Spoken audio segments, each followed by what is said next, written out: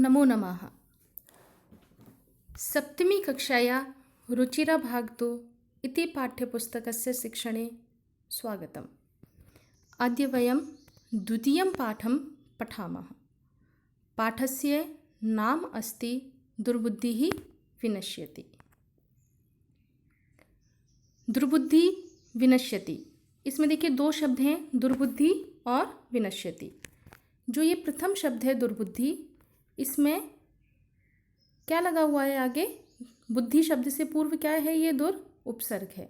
शब्दों से पूर्व जो शब्द या शब्दांश जुड़ करके मूल शब्द के अर्थ में परिवर्तन ले आते हैं उन्हें हम उपसर्ग कहते हैं।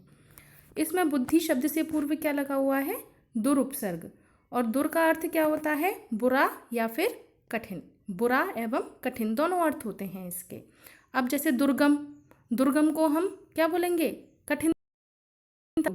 और जब बुद्धि के साथ ये लगा हुआ है तो हम क्या बोलेंगे? बुरी बुद्धि। बुरी बुद्धि को हम क्या भी बोल देते हैं? मूर्ख बुद्धि। इस संदर्भ में दुर्बुद्धि का अर्थ हुआ बुरी या फिर मूर्ख बुद्धि। और विनश्यति का अर्थ, विनश्यति अर्थात नष्ट हो जाता है या मर जाता है। इस प्रकार दुर्बुद्धि विनश्यति का अर्थ क्या है? मूर्ख व्यक्ति नष्ट हो जाता है अथवा मारा जाता है। अब इस पाठ से हमें क्या शिक्षा मिलेगी? इस पाठ से हमें यही शिक्षा मिलेगी कि हमें सदा अपने अच्छे मित्रों की बात माननी चाहिए। और किसके माध्यम से हमें शिक्षा मिलेगी? हंस और कछुए के माध्यम से। ये जो आपका पाठ है दुर्बुद्धि विनश्यति, यह पंचतंत्र से ही लिया गया है। और पंचतंत्र में पशु एवं पक्षियों के माध्यम से क्या बताई गई हैं? अनेक शिक्षाप्रद कहानियाँ हैं। उनके माध्यम से हमें अनेक शिक्षाएं प्रदान की गई हैं। इस पाठ से हमें कौन सी शिक्षा मिल रही है? कि हमें हमेशा अपने हित चाहने वाले लोगों की, अपने मित्रों की बातें माननी चाहिए। कौन है पंचतंत्र के लेखक? श्री विष्णु शर्मा जी। देखिए पाठ के अंश के हैं ये। अस्ति मगध देशे फुल्लोत्पल नाम सरः। मगध देशे, कौन से देश की कहानी बताई है ये? मगध देश की। मगध देश में क्या है? फुल्लोत्पल नाम सरः। सरः तालाब। क्या है तालाब का नाम? फुल्लोत्पल। क्या है? फुल्लोत्पल। मगध देश में फुल्लोत्पल नामक एक तालाब था। तत्र संकट विकटौ हंसौ निवसतः। तत्र वहाँ, कहाँ? मगध देश में फुल्लोत्पल नामक सरोवर पर। तत्र यहाँ किसके लिए आया है? फुल्लोत्पल नामक सरोवर के लिए।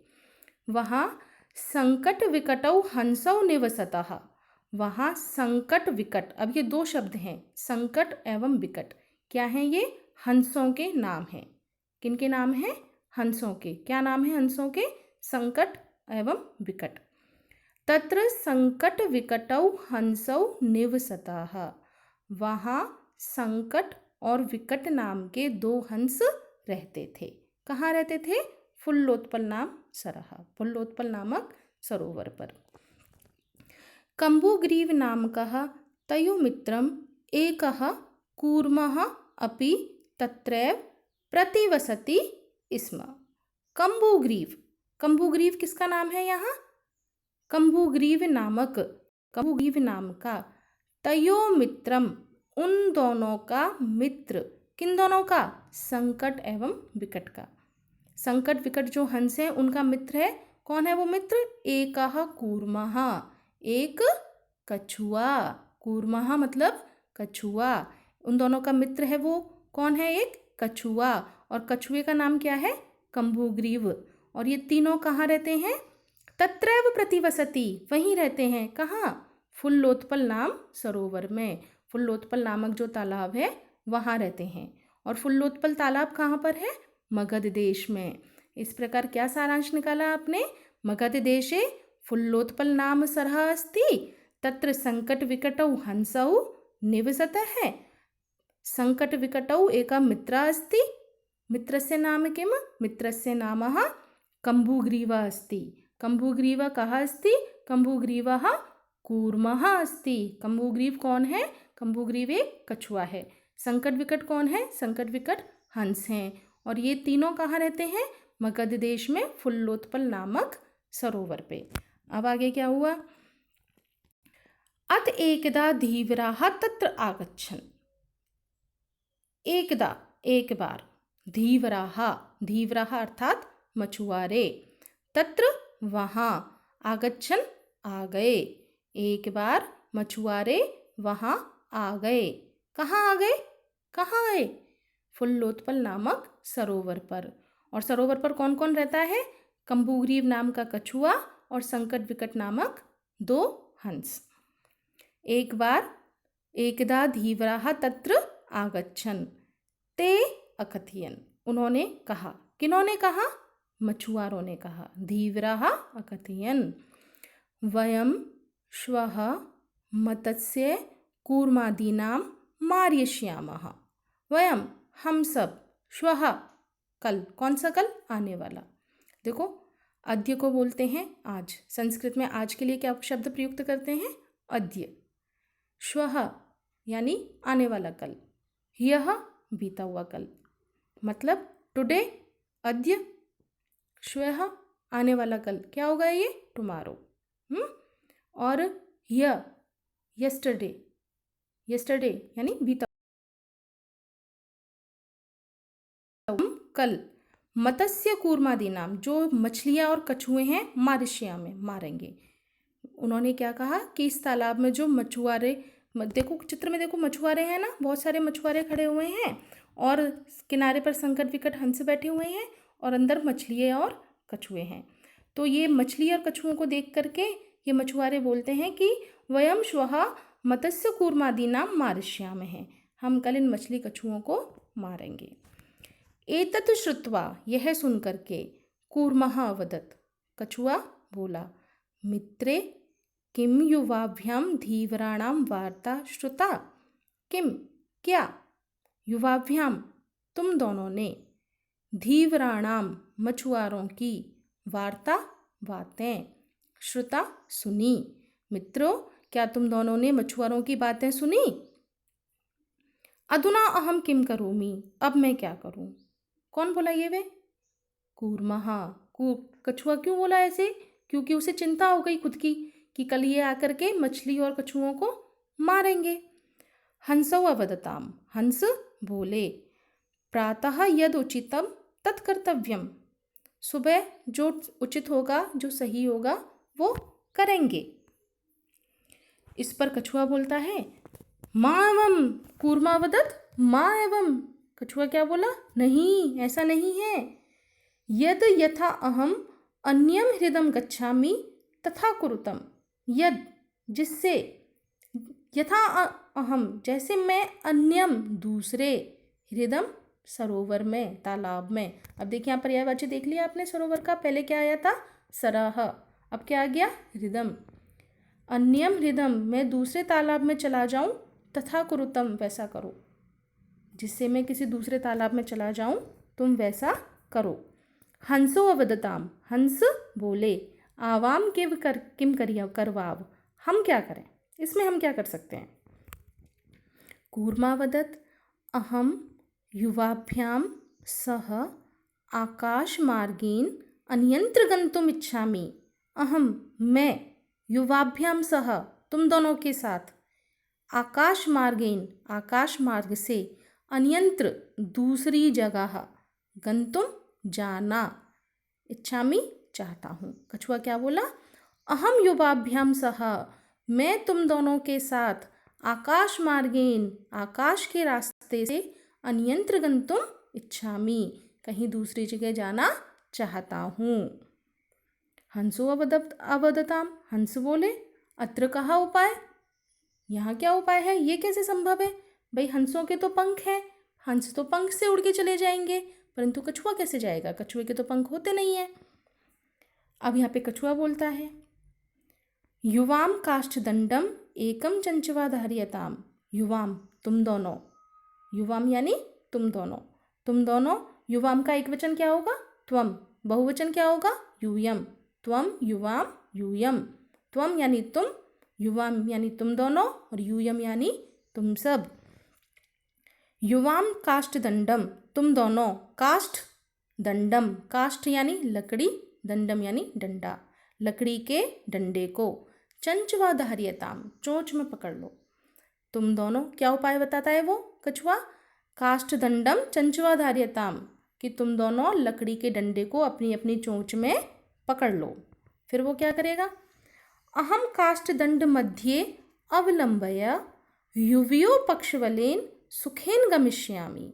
अहम, मैं, काष्ठ दंड मध्य, लकड़ी के डंडे के बीच में, अवलंबय, अवलंबय यानी कि लटक करके, अवलंबय यानी कि लटक करके, मैं लकड़ी के डंडे के बीच में लटक करके, युवियो पक्षवलेन, तुम्हारे पंखों की सहायता से, सुखेन गमिष्यामि, आसानी से चला जाऊंगा, सुख से चला जाऊंगा। मैं लकड़ी के डंडे के बीच में लटक करके युवियो पक्षवलेन, तुम्हारे पंखों की सहायता से आसानी से चला जाऊंगा।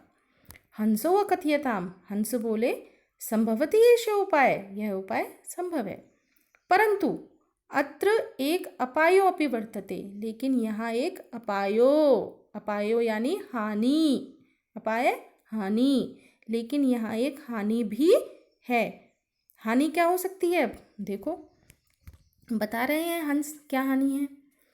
आवाभ्याम नियमानम त्वाम अवलोक्य, अब देखिए त्वाम में दो शब्द हैं, त्वाम और अवलोक्य।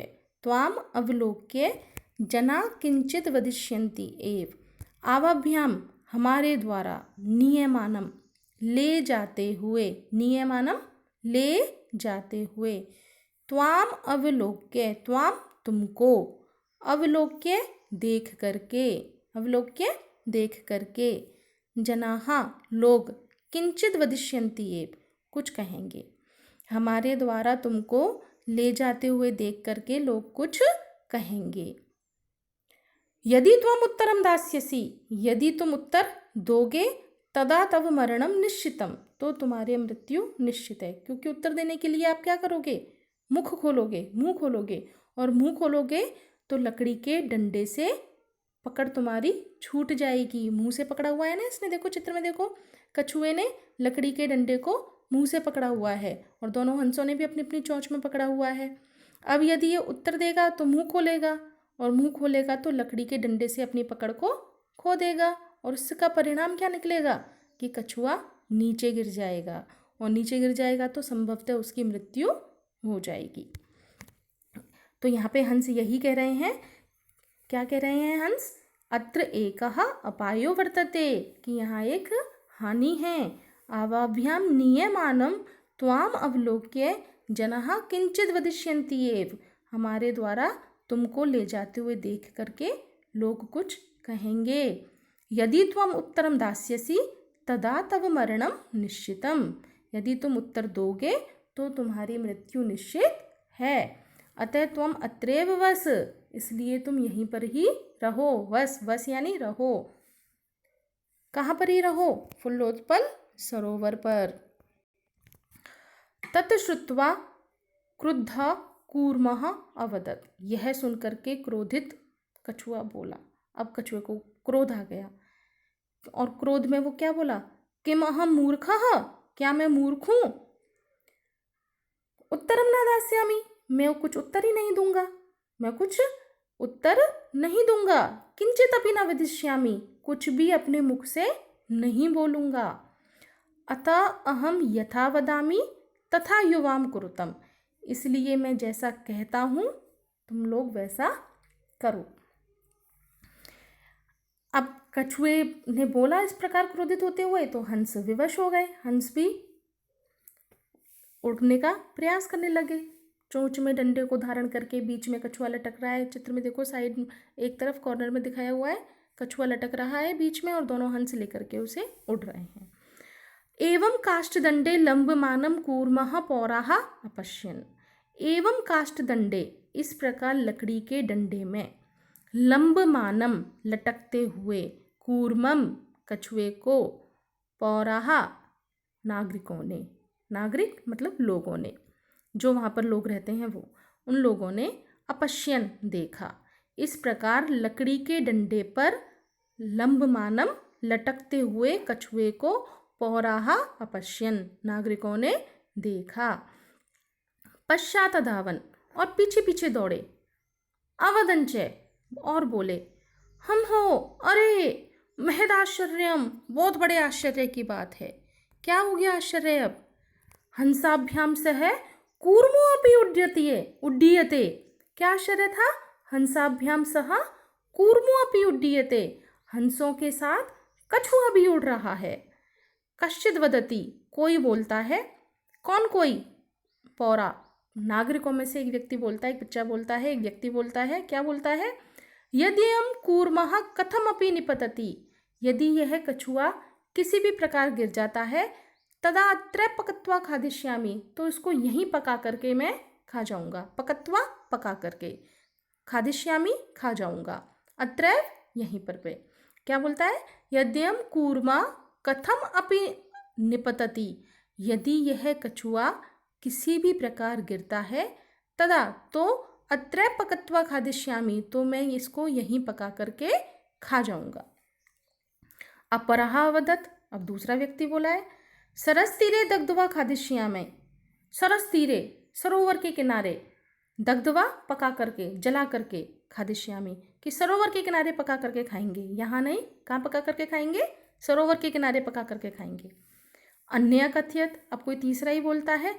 गृहं नीत्वा वक्षिष्यामि, घर ले जा करके खाएंगे।